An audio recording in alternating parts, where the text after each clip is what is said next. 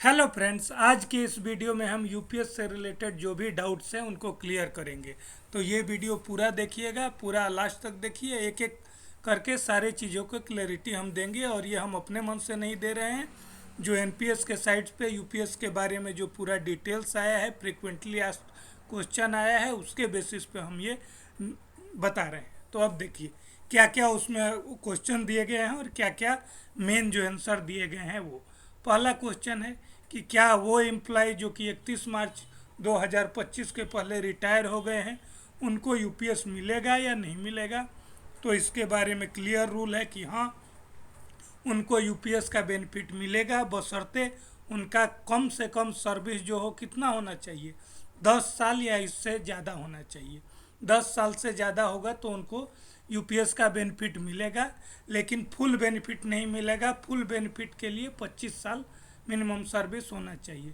दूसरा और किसको मिलेगा, तो अगर कोई एम्प्लॉयड डेथ हो गया है, उनके जो वाइफ होंगी, लीगली वेडेड स्पाउस मतलब वाइफ को भी मिलेगा। तो यूपीएस का बेनिफिट जो पहले भी रिटायर हो चुके हैं एनपीएस के अंडर में, जो 2025 मार्च 25 से पहले रिटायर हो चुके हैं, उनको भी यूपीएस का बेनिफिट मिलेगा।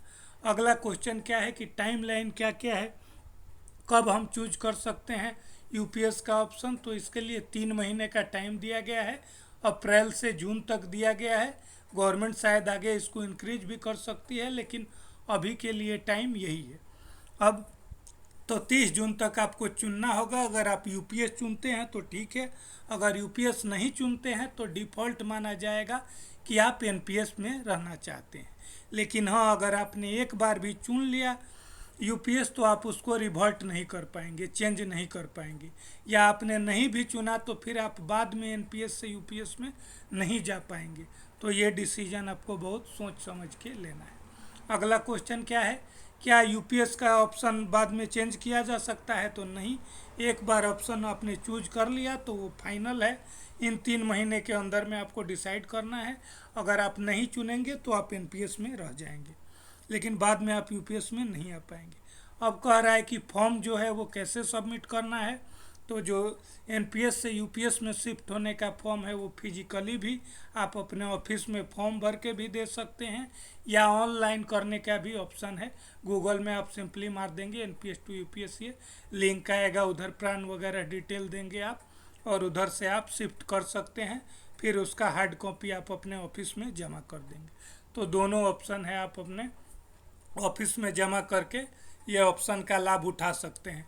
साथ ही वो भी जो एम्प्लॉय पहले रिटायर हो चुके हैं, वो भी जिस ऑफिस में कार्यरत थे उधर जाके फॉर्म जमा करके यूपीएस का लाभ उठा सकते हैं। अगला क्या है कि अभी जो आपका एग्जिस्टिंग कॉर्पस है, मान लीजिए अभी आपका जो कॉर्पस है उसका क्या होगा अगर आप एनपीएस से यूपीएस में जाएंगे।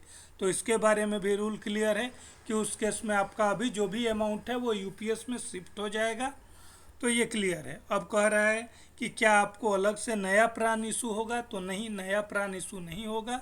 अभी जो प्रान है वही यूपीएस से टैग हो जाएगा। अगला क्वेश्चन क्या है, इंडिविजुअल कॉर्पस क्या है और बेंचमार्क कॉर्पस क्या है। इस चीज़ को आपको ध्यान से समझने का ऑप्शन है। अभी आप सब जानते हैं कि जो भी हमारा पैसा इन्वेस्ट होता है, हमारा कंट्रीब्यूशन और गवर्नमेंट का कंट्रीब्यूशन, वो मेनली 3 स्कीम में जाता है। वो एलआईसी में जाता है, एसबीआई में और यूटीआई में। 3 स्कीम में डिफ़ॉल्ट चॉइस है, वो हमने नहीं चुना, वो डिफ़ॉल्ट में यही ऑप्शन है। लेकिन अभी गवर्नमेंट ने क्या ऑप्शन दिया है, हम उसमें और भी बहुत सारे अदर कंपनी भी हैं।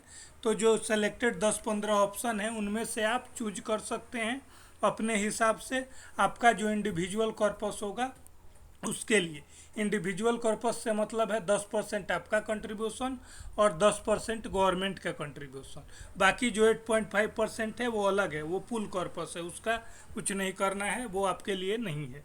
तो हमारा जो 10% और गवर्नमेंट 10% है, इस कॉर्पस को हम अगर कुछ किसी और स्कीम में इन्वेस्ट करना चाहते हैं, जो ऑप्शन है 10-15 उसमें से, तो हम उसमें इन्वेस्ट कर सकते हैं। अब बेंचमार्क कॉर्पस क्या है, बेंचमार्क कॉर्पस वही है हमारा जो डिफ़ॉल्ट कॉर्पस है, जिसमें अभी हमारा ऑटोमेटिक इन 3 स्कीम में जा रहा है, एलआईसी, एसबीआई और यूटीआई में। तो अब देखिए इसका क्या मतलब है, इंडिविजुअल कॉर्पस और बेंचमार्क कॉर्पस का क्या यूज है। तो मान लीजिए अब कोई बहुत सारे एम्प्लॉय क्या करेंगे, डिफ़ॉल्ट छोड़ देंगे, जो चल रहा है उसी में रहने देंगे, इन्हीं 3 में पैसा जमा हो रहा है, इंटरेस्ट मिल रहा है, तो छोड़ देंगे। तो अगर वो आप छोड़ देंगे, सेम ही रखेंगे, तब तो इंडिविजुअल कॉर्पस और बेंचमार्क कॉर्पस सेम रहेगा। लेकिन मान लीजिए आप क्या करते हैं, इन तीनों को चेंज करके, हर साल आप चेंज कर सकते हैं, आप बाकी किसी अदर स्कीम में लगा देते हैं, या इसी में आप अमाउंट कम ज़्यादा कर देते हैं परसेंटेज, तो उस केस में क्या होगा, हो सकता है कि आपने जिसमें लगाया उसमें आपको इंटरेस्ट कम मिलेगा या ज़्यादा मिलेगा, दोनों केस होगा। तो अगर आपको मान लीजिए ज़्यादा इंटरेस्ट मिला, जो डिफ़ॉल्ट ऑप्शन है, डिफ़ॉल्ट ऑप्शन जो 3 स्कीम में गवर्नमेंट ने पैसा लगाया है, उसमें मान लीजिए आपको इंटरेस्ट मिला 8%, आपने अलग 3 कुछ चूज किया, तो उसमें आपने इन्वेस्ट किया, आप में तो उस पर आपको मान लीजिए 9% इंटरेस्ट मिला, ऐसे एग्जांपल के लिए, तो आपका तो जाके बाद में आपका टोटल ज़्यादा बन जाएगा, तो क्योंकि आपने अलग में स्कीम में लगाया है। तो उस केस में आपको क्या होगा, आपको गवर्नमेंट वो जो एक्स्ट्रा पैसा आपका होगा वो आपको दे देगा। ऐसा नहीं है कि गवर्नमेंट रख देगा। रिटायरमेंट के टाइम में आपको जो डिफ़ॉल्ट जितना इंटरेस्ट मिलना चाहिए उससे एक्स्ट्रा जो भी आपका अमाउंट बनेगा वो गवर्नमेंट रिटायरमेंट के टाइम में आपको पे कर देगी। लेकिन अगर मान लीजिए आपने दूसरे स्कीम में लगाया और उससे इंटरेस्ट कम आया, इन 3 में जो स्कीम में पैसा लगा है उसके कंपैरिजन में कम आया, तब आपको क्या करना होगा, तब आपको फुल पेंशन पाने के लिए जितना अमाउंट कम हो रहा है उतना आपको कंट्रीब्यूट करना पड़ेगा, गवर्नमेंट को देना पड़ेगा, नहीं तो आपका पेंशन जो होगा वो कम हो जाएगा, थोड़ा प्रोपोर्शनेट उसी हिसाब से कम हो जाएगा। तो ये है। अगला क्या है, एश्योर्ड पे आउट कैसे होगा, यूपीएस में पेंशन कैसे मिलेगा। तो सबको मालूम है कि क्या अभी जो गवर्नमेंट ने किया है कि आपके लास्ट 12 मंथ का, आपका जिस साल रिटायर होंगे या जब भी रिटायर होंगे, वो 12 मंथ जो लास्ट के 12 मंथ होंगे उसमें जितना आपका सैलरी होगा उसका एवरेज निकाला जाएगा, और उसका एवरेज निकाल के उसका 50% जो होगा वो आपका बेसिक, उतना आपको पेंशन मिलेगा। बेसिक सैलरी जो होगा लास्ट 12 मंथ के बेसिक सैलरी का एवरेज निकाला जाएगा, उसका आपको 50% करके पेंशन मिलेगा। इसके अलावा डीए भी मिलेगा, जो डीए हर साल सबको मिलता है उस हिसाब से डीए भी मिलेगा, लेकिन बेसिक का हिसाब यही रहेगा। तो वो एक्चुअल में ये कुछ केस में जो लास्ट सैलरी होता है उससे थोड़ा कम हो सकता है, लेकिन ऑलमोस्ट उतना ही रहेगा, तो बहुत ज़्यादा फर्क नहीं पड़ेगा।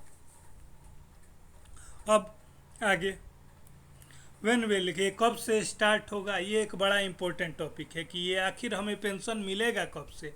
अगर मान लीजिए मैं 25 साल के सर्विस के बाद वीआरएस ले ले रहा हूँ, अभी मेरा एज 55 ही था, मैं वीआरएस ले लूँगा, तो मुझे पेंशन कब से मिलेगा, तो नहीं, मुझे 55 के एज से पेंशन नहीं मिलेगा, मुझे पेंशन 60 वर्ष का जब मैं हो जाऊँगा उसी हिसाब से उसके बाद ही मुझे पेंशन मिलेगा। तो ये एक यूपीएस में प्रॉब्लम है कि आप वीआरएस लेते हैं तो आपको पैसा पेंशन नहीं मिलेगा उस टाइम से, 60 साल की जब एज हो जाएगा तभी जाके आपका पेंशन चालू होगा। अगला क्या है, अब कह रहा है कि अगर क्वालिफाइंग सर्विस कम होगा तो क्या पेंशन कम हो जाएगा, तो ऑब्वियसली कम होगा। मिनिमम सर्विस क्या रखा गया है, फुल पेंशन पाने के लिए आपका मिनिमम सर्विस 25 साल होगा, तो फुल पेंशन पाएंगे 25 साल। लेकिन अगर कम सर्विस रहा, मान लीजिए 20 साल रहा, तो उसी हिसाब से प्रोपोर्शनेट क्या होगा, पेंशन कम हो जाएगा।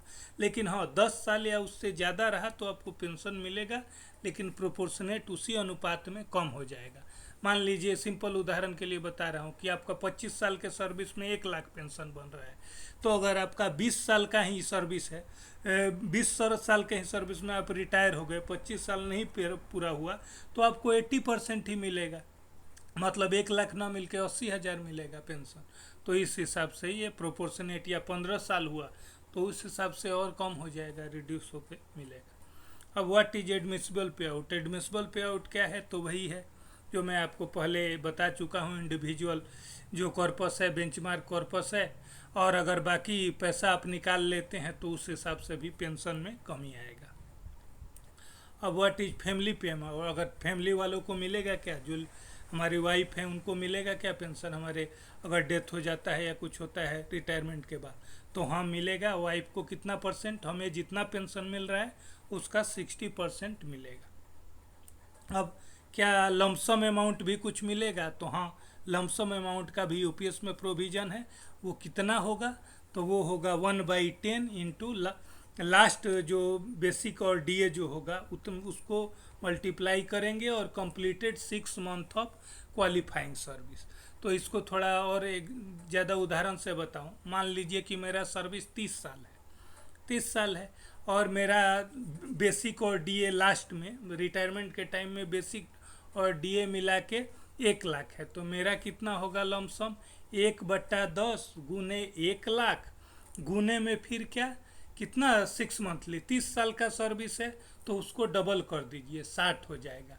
तो 1/10 गुने 1 लाख गुने 60, तो 10 से 6 ये हो गया, 1 लाख गुने 6 लाख। मतलब सिंपल भाषा में कहें तो आपका अगर 30 साल का सर्विस है तो आपको लास्ट में जितना सैलरी मिल रहा था ऑलमोस्ट 6 महीने का सैलरी आपको मिलेगा। रिटायरमेंट के टाइम जितना सैलरी मिल रहा है उतना 6 महीने का मिलेगा। इसी तरह 25 साल का होगा तो 5 महीने का मिलेगा, 35 साल होगा तो 7 महीने के बराबर ऑलमोस्ट सैलरी मिलेगा। रिटायरमेंट के टाइम में जितना सैलरी होगा उस हिसाब से। अब कह रहा है कि क्या यूपीएस में भी कुछ पैसा निकालने का प्रोविज़न है? तो हाँ, यूपीएस में भी आप पैसा निकाल सकते हैं। किससे? अपना इंडिविजुअल कॉर्पस से। इंडिविजुअल कॉर्पस मतलब क्या? आपका जो 10% आपका कंट्रीब्यूशन, गवर्नमेंट का 10% प्लस इंटरेस्ट, वो जो आपका इंडिविजुअल कॉर्पस है उसका 60% तक आप निकाल सकते हैं। लेकिन हाँ, अगर जितना निकालेंगे परसेंटेज तो पेंशन जो है उसी प्रोपोर्शनेट हिसाब से कम हो जाएगा। मतलब सिंपल आपको समझाऊँ, मान लीजिए आप 60% निकाल लिए, ठीक है, तो अगर आप 60% उस समय निकाल लिए तो 40% ही रहा। तो आपका पेंशन अगर 1 लाख मिलने वाला होगा तो वो 40% मतलब 40,000 ही आपको पेंशन मिलेगा। अब कह रहा है कि फाइनल विड्रॉवल कब एडमिसिबल होगा? जो ये पैसा 60% जो भी हम बात कर रहे हैं निकालने का, ये हम कब निकाल पाएंगे? तो ये हम जब रिटायर होंगे उस टाइम हम निकाल पाएंगे इस केस में। लेकिन कह रहा है अगर वीआरएस लेते हैं तो ये विड्रॉ करना चाहेंगे तो विड्रॉ कर पाएंगे उस टाइम में, लेकिन पेंशन जो स्टार्ट होगा वो 60 के बाद ही होगा। लेकिन अगर 55 में वीआरएस लेते हैं तो ये वाला पैसा आप विड्रॉ कर पाएंगे उस एज में। अगला कह रहा है डीए कैसे मिलेगा? तो डीए का क्लियर रूल है, जैसे बाकी सर्विंग एम्प्लॉय के लिए डीए मिलता है उसी तरह बेसिक पे आपको डीए भी मिलेगा। तो यूपीएस में ये बेनिफिट है कि आपको बेसिक के साथ डीए भी मिलेगा, जैसे बाकी ओल्ड पेंशन स्कीम में भी मिलता है। तो इस हिसाब से ये है। आगे क्या कह रहा है, क्या पार्शियल विड्रॉल कर सकते हैं यूपीएस में भी हम? क्या बीच में अगर कुछ ज़रूरत पड़े तो निकाल सकते हैं? तो हाँ, हमारा जो कंट्रीब्यूशन है, गवर्नमेंट का कंट्रीब्यूशन नहीं, हमारा जो 10% कंट्रीब्यूशन है वो जो अमाउंट बन रहा होगा उसका 25%, ठीक, वो 1/4 तक ही आप निकाल पाएंगे और मैक्सिमम 3 बार निकाल पाएंगे। पूरे करियर में आप 3 बार ही निकाल पाएंगे। अब की 3 बार निकालिए तो बता चुके। लेकिन अब मान लीजिए आप सोच रहे होंगे कि मैं तो निकाल लिया, उसके चलते मेरा पेंशन कम हो जाएगा। तो हाँ, वो पेंशन कम हो सकता है, लेकिन आपके पास ऑप्शन दिया गया है कि मान लीजिए अभी आपको ज़रूरत है, आप निकाल लिए, लेकिन बाद में आप रिटायरमेंट के टाइम में उस हिसाब से जितना अमाउंट उसका बन रहा होगा वो आप जमा कर देंगे तो आपको फुल पेंशन ही मिलेगा। तो ये ऑप्शन आपको दिया गया है। अब कह रहा है कैसे ऑप्शन, बाकी अगर रिटायरमेंट के बाद कैसे आपको पैसा मिलेगा? तो जो भी होगा आप होंगे, आपकी जो भी जिनके डेथ केस में जो लीगली वेडेड स्पाउज होंगी मतलब वाइफ होंगी, उनको अपना फॉर्म सबमिट करना पड़ेगा, अपने ऑफिस में सबमिट करना पड़ेगा। वेबसाइट पे भी ये सब दिया हुआ है। तो मेन ये सब हमारा